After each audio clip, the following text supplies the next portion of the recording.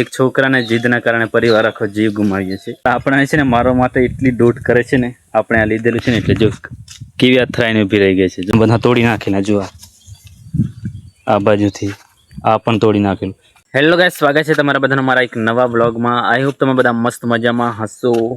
પણ આપણે છે ને ગાઈસ આજે થોડુંક એમ એવું છે, એમ અંદરથી શરીરથી થોડુંક એમ કમજોર છે, કારણ કે થોડુંક એમ ચાલ્યા કરે છે એમ શરીરની અંદર તાવમાં થયું બધું. તો ગોળી તો આપણે લઈ લીધી છે, નો ડાઉટ. એટલો બધો કોઈ ખાસ છે નહીં, પરંતુ થોડુંક એમ નોર્મલ કમજોર લાગે છે. તો બ્લોગ સ્ટાર્ટ કર્યું છે આજનો આપણો મસ્ત મજાના ગુડ મોર્નિંગથી. તો જોઈએ છે આજનો બ્લોગ આપણો કેવો રહે છે. શરૂઆત કરી છે સીધે આપણે ખેતરથી. તો આ જો પાણી ચાલુ જ છે અત્યારે, થોડું થોડું આવ્યો છે અત્યારે. છે ને ગાઈસ, પેલો આઈફોન વાળો વિડીયો છે ને ખૂબ જ વાયરલ થઈ રહ્યો છે અને બધાના ફોનની અંદર આવી જ હશે. એક છોકરાને જીદના કારણે પરિવાર આખો જીવ ગુમાવ્યો છે, એ પણ ખાલી આઈફોનને લીધે. એમ કે કંઈક હપ્તા પર આઈફોન લે છે ને સમય આવે છે હપ્તો ભરવાનો, અને પૈસા કદાચ મા બાપ જોડે નહીં હોય એટલે ના પાડી હશે, એટલે છોકરાએ ડાયરેક્ટ છે ને એમ પહાડ ઉપરથી કૂદી પડવાની ધમકી આપે છે માતા પિતાને. તો જતો રહે છે ને આમ તેમ કરતાં કંઈક બધું બહુ બધો બનાવટ ભરે છે ને પછી બચાવમાં ને એમ કરતાં આખો પરિવાર છે ને કૂદી પડે છે ખાઈને નીચે. એટલે 3 જણા આખો પરિવાર એમ એની અંદર. અને આ વાત છે ગાઈસ મહારાષ્ટ્રના છત્રપતિ સંભાજીનગરની. જો કે અત્યારે છે ને બધાને છે ને આઈફોનનો બહુ બધો ક્રેઝ થઈ ગયો છે.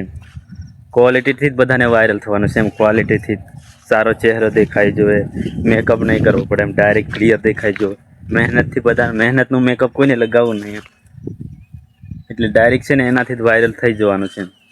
પણ ખાલી ખોટું વાયરલ થવાથી પણ કંઈ ફાયદો નથી જો આપણી અંદર કોઈ ટેલેન્ટ ના હોય ને તો. એટલે આપણે તો છે ને ગાઈસ એટલું જ કહેવાનું છે, જેટલા પણ વિડીયો ક્રિએટર કરે છે, જેટલા પણ છે ને વિડીયો બનાવે છે, કોન્ટેન્ટ ક્રિએશન કરે છે અથવા તો ફોટોગ્રાફી છે, એ છે ને કોઈ પણ આવી જીદ નહીં રાખવી, કારણ કે જીદના કારણે આ બધું થઈ છે.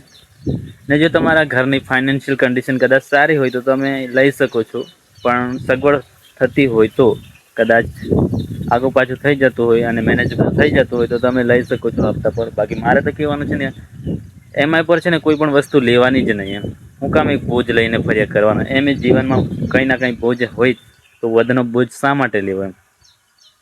તો ખેર તમારી મરજીની વાત. આ આપણી એક રાય હતી એમ બસ ચાલ્યા કરે છે. ને તમારે કદાચ જો ક્વોલિટી ઓછી હોય કેમેરાની, તો આપણે કાલે પણ રીલની અંદર વાત કરી હતી કે જો કેમેરાની ક્વોલિટી સારી નથી તો મહેનત થોડીક વધારે દો. 2 કલાકને બદલે 6, 7, 8, 9, 10 કલાક કરી નાખો, રિઝલ્ટ તમને ડબલ જોવા મળશે. કારણ કે આપણે આવડત પર વધારે ફોકસ થતું હોય છે, ક્વોલિટી પર નહીં એમ. કારણ કે આપણે અંદર કોઈ પણ પ્રકારની આવડત ના હોય, ટેલેન્ટ ના હોય, તો પછી ક્વોલિટી ભલે તમારી જોડે ગમે તેવી હોય, ભલે તમે DSLR-વાળાથી નહીં વિડીયો બનાવતા તોય રાગ નહીં આવે. થોડાક સમય સુધી નહીં હોય ક્વોલિટી એમ, પછી કાયમ માટે છે ને એ આપણને એટલા બધા વેલ્યુબલ નથી ભણાવતી.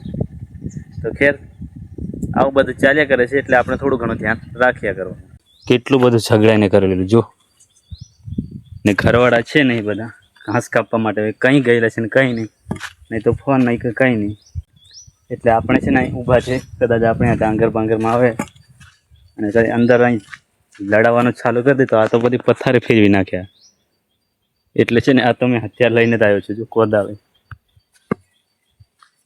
આવે છે પાછી આ બાજુ. આ દોરડાની હાલત તો જોજો, આટલા મજબૂત દોરડાને તોડી નાખે. દેખો ગાઈસ આવી ગઈ છે બંને, અને આ તો છે ને ગાઈસ 1 નંબર મારવાવાળી છે પાછી. જો જેમ આપણે આગળ ગયા ને ગાઈસ એ મારો આગળ આવતી હટ એટલી બધી બંને ઝઘડાયેલી છે ને કે ના પૂછો વાત.